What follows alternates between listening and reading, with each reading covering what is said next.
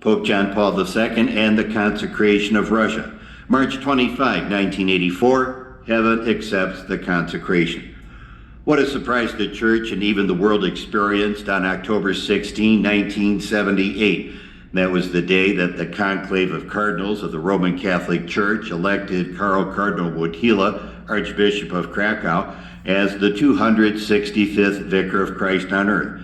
He was the first non-Italian to be elected Pope since Hadrian VI in 1523. He was also the first Slavic Pope, having been born in Poland on May 18, 1920.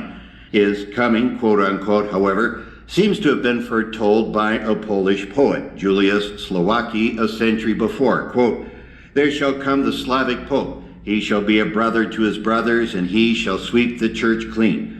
When we look back at the pontificate of John Paul II, we see how he fulfilled those prophetic words. Thus, many believe that he will go down in history as Pope John Paul the Great. He was a gifted person with both extraordinary intelligence and physical strength.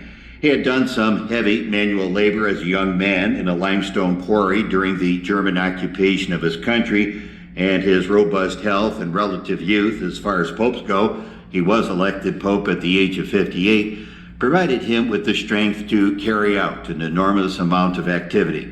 As a young man, Karl Wojtyla was a brilliant student who at the same time excelled in sports, particularly soccer, swimming, and skiing. He combined a love of writing, especially poetry, with a talent for acting. In the fall of 1942, during the Nazi occupation of Poland, he began to study for the priesthood in an underground seminary in Krakow. When he was ordained a priest on November 1st, 1946, the communist Russians controlled his country.